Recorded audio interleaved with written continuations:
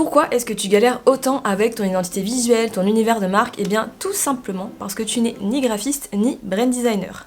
Voilà, j'espère que cette vidéo t'a plu, on se retrouve dans la prochaine. Non, je rigole, c'était la petite blague du jour.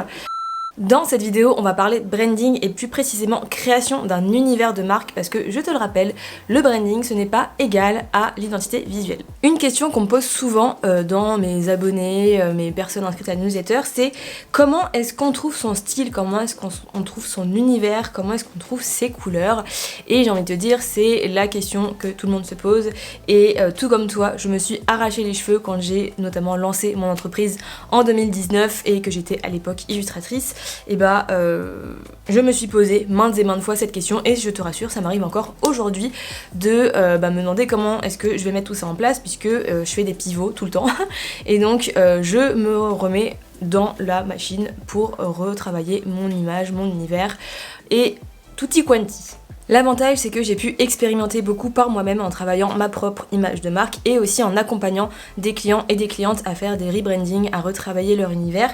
Et aujourd'hui, justement, je veux te partager le processus que j'utilise et surtout mes meilleurs conseils pour faire ça bien et tout simplement pour que tu puisses toi aussi développer une marque unique à ton projet. Premier point que je voulais aborder pour que tu saches comment trouver ton style et te démarquer de la concurrence, c'est ça qu'on veut, c'est déjà de te dire c'est pas quelque chose qu'on trouve en mode oh tiens, ça y est, j'ai trouvé ça dans la rue comme ça. Non, c'est quelque chose qu'on travaille, qu'on définit, qu'on pose. Pour t'illustrer tout ça, je vais utiliser le parallèle de la mode puisque le style vestimentaire par exemple, c'est tout simplement le moyen que va utiliser une personne pour exprimer sa personnalité, ses valeurs, sa façon d'être, sa façon de vivre et donc son identité en tant qu'individu. Là c'est pareil. Et donc par exemple une personne qui s'habille avec des marques de luxe, elle va vouloir renvoyer un message, une image d'elle qui montre qu'elle a de l'argent, qu'elle a de la richesse, qu'elle peut se permettre ce genre de choses, qu'elle aime peut-être la rareté, les objets de qualité et l'opulence. Et donc avec l'image de la marque, c'est la même chose. L'objectif, c'est de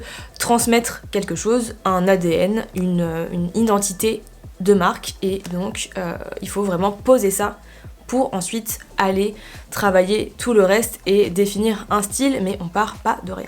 Et d'ailleurs, souvent une question qu'on me pose aussi, qui est un peu en lien avec celle-là, c'est comment est-ce que je trouve mon élément différenciateur, comment je trouve ma place, comment je trouve ce qui me rend unique. J'ai envie de te dire, le meilleur moyen de te démarquer, selon moi, c'est d'exacerber quelque chose qui est déjà unique, qui est déjà là, que ça soit dans ta personnalité, si tu veux faire du personal branding, dans toi qui tu es, ou d'exacerber quelque chose dans ton projet qui vraiment t'anime, qui le rend novateur, qui le rend différent, qui le rend vraiment spécifique par rapport au reste du marché.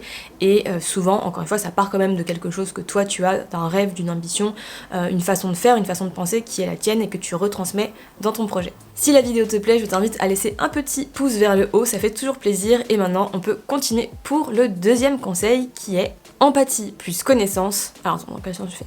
Empathie plus connaissance égale attraction. Pour trouver l'univers qui fonctionne pour toi, qui transmet bien l'ADN de ta marque, de ton projet et qui attire ta cible, justement, il faut connaître ta cible. Qu'est-ce qu'elle aime, comment elle interprète les choses en fonction de son âge, son genre, sa culture, sa génération, mais aussi comprendre sa psychologie, son éducation, ses valeurs, sa façon de consommer.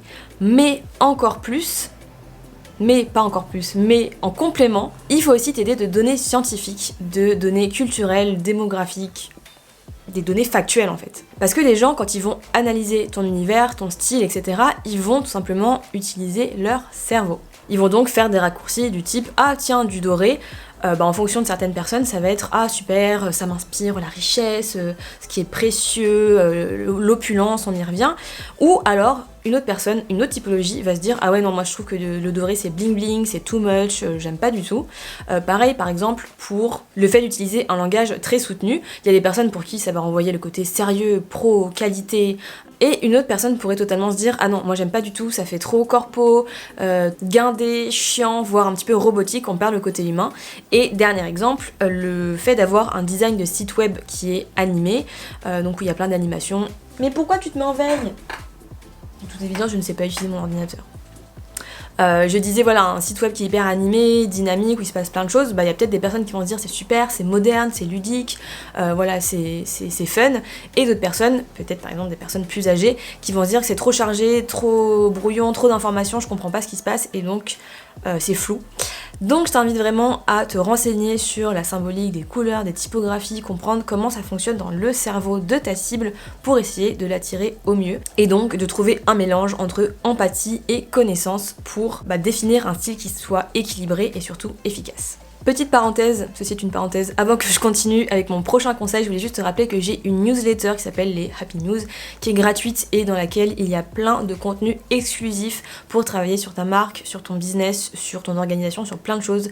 Il y a une playlist YouTube avec des newsletters vidéo une fois par mois et tu pourras retrouver par exemple une vidéo sur comment gérer le stress, s'organiser, se motiver, choisir entre une marque personnelle ou non, et la toute première qui est comment trouver des clients. Donc si ça te parle, n'hésite pas à regarder le lien dans ma bio, à t'inscrire et à découvrir tout ce que j'ai préparé pour toi.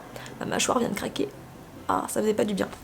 Donc voilà, tu peux aussi me proposer des thématiques, me soumettre des problématiques que tu as et que je pourrais aborder dans ces newsletters vidéo, sur cette chaîne YouTube, sur Instagram, bref, tu seras un peu privilégié. D'ailleurs, je réponds dans cette vidéo à une question qu'on m'a posée en étant inscrit à la newsletter. Bref, lien en description, t'as compris, et je continue avec mon prochain conseil qui est qu'il faut absolument voir ton univers comme un ensemble, comme une globalité, on doit plonger dedans. Si tu veux vraiment trouver ton style, ton univers, il faut que tu arrêtes de te concentrer sur les couleurs. Ça c'est quelque chose vraiment, je n'en peux plus. C'est la première chose à laquelle tout le monde pense, et je comprends, c'est logique parce que voilà, le sens premier qu'on utilise c'est la vue, mais il faut vraiment penser en mode globalité. J'ai déjà reçu plein de fois le message j'adore ton univers, et oui, il y a sûrement en partie le fait que les gens apprécient mes couleurs, mais il n'y a pas que ça, il y a ma personnalité, il y a ma vibe, il y a mon énergie, il y a ma façon de présenter les choses, mon accessibilité.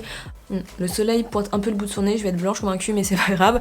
Je continue tout ça pour te dire que tu peux te démarquer de façons différentes, tu peux tellement créer et innover en partant du principe que ton univers il est riche.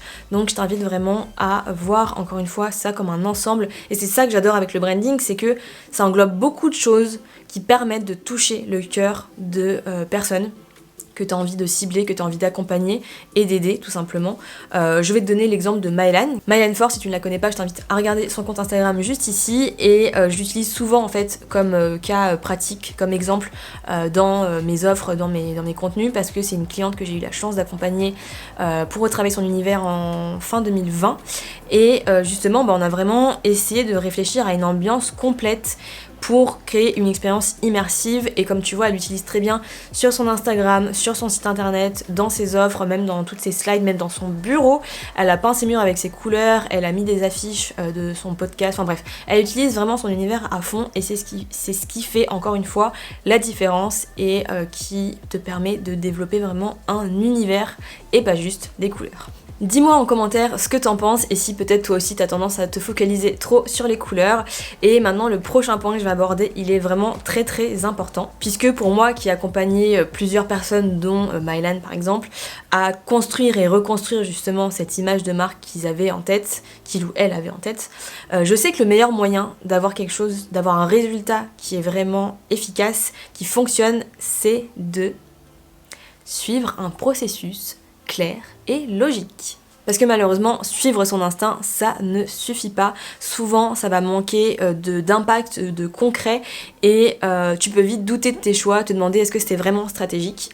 Et autre option que souvent les gens font, c'est de suivre ses goûts.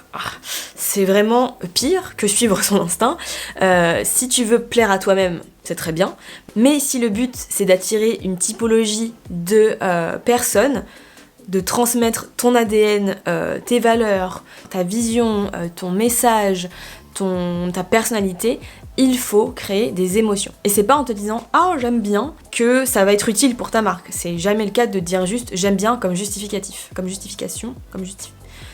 manière de te justifier. Je sais que c'est dur à entendre, mais il faut vraiment que tu remplaces par « j'aime bien » par savoir envoyer le bon ressenti à ma cible. Donc je t'invite plutôt à suivre un processus qui va être logique, qui va être cohérent et qui va être clair pour construire le style de ta marque, pour renvoyer le bon univers avec les bonnes émotions, les bonnes sensations, d'une façon qui ne correspond que à ta marque. La première chose qu'il faut faire, c'est commencer par te poser des questions. Quelles émotions est-ce que tu veux créer chez ta cible ? En quoi ta marque est unique ? En quoi est-ce qu'elle est parfaite pour ta clientèle ? Et justement, qui est vraiment cette clientèle cible ? Comment est-ce que tu vas être reconnu? Quelle réputation tu vas avoir? Quels sont tes objectifs d'ici 1 an, 3 ans, 5 ans? Et en parallèle de tout ça, il faut que tu analyses ton image actuelle. Évidemment, si tu n'as pas encore lancé ton entreprise, tu n'as pas de matière à analyser, mais si tu as déjà des bases, c'est intéressant de comprendre objectivement où est-ce que tu en es dans ta réputation, dans l'image que tu renvoies, ton image existante. Est-ce que le fossé qui sépare ce que toi tu voudrais avoir comme réputation et ce que tu as actuellement, il est immense, il est moyen ou il est tout petit? Parce qu'en fonction, le travail à faire, il va être plus ou moins grand. Si ce fameux fossé, il est immense, et ben retrousse tes manches et je t'invite à suivre ces 3 étapes. Fondation, non, ici là, fondation, univers et, j'ai oublié le dernier, expérience.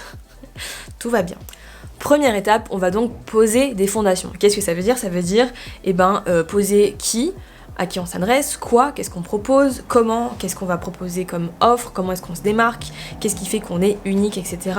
Et aussi poser les valeurs, la vision, la mission, bref, plein de choses qui vont permettre ensuite d'aller à l'étape numéro 2, qui est donc le fait de développer un univers cohérent, très important, parce que il doit être cohérent par rapport à l'étape numéro 1. Il se base justement sur les fondations pour ensuite traduire cet ADN, toutes ces bases qu'on a posées, dans une identité visuelle, certes, mais pas que. C'est vraiment une ambiance globale, c'est une vibe, c'est peut-être une musique, c'est peut-être un vocabulaire spécial qui ne correspond qu'à cette marque-là, bref, ça peut être plein de choses, et donc il faut penser univers au global. Et enfin, cet univers, il faut le développer, le délivrer dans une expérience qui est unique. 3e point, l'expérience. Cette expérience se base donc sur les 2 premiers points, le fait d'avoir des fondations solides et un univers en partie visuelle, pour embarquer les gens dans ton aventure. C'est ça le but. Et il faut vraiment comprendre que justement, avoir un style, avoir un univers, avoir une réputation, tout se joue ici. Parce que la façon dont les gens vont se sentir en consommant ton contenu, en achetant pour la première fois une de tes offres, en parcourant l'expérience, soit en achetant ton produit, en étant accompagné, en suivant ta prestation, peu importe, jusqu'à la fin de cette expérience, ça va définir la suite. Est-ce qu'ils vont racheter? Est-ce qu'ils vont recommander à d'autres personnes? Est-ce qu'ils vont en parler à tout le monde et te faire des feedbacks positifs? Qu'est-ce qu'on va dire de ta marque une fois qu'on aura vécu ton expérience à travers ton univers? Si maintenant tu te demandes, ok, qu'est-ce que je fais, par où je commence, justement pour faire un point, etc. J'ai fait une vidéo justement dédiée sur comment faire un point sur son branding. Je t'invite à la regarder et à suivre les étapes, te challenger, faire les exercices que je propose à l'intérieur. Et je te dis à très bientôt. N'oublie pas que chaque individu peut avoir un énorme impact sur le monde.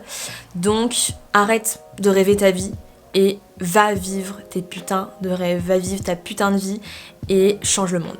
Salut!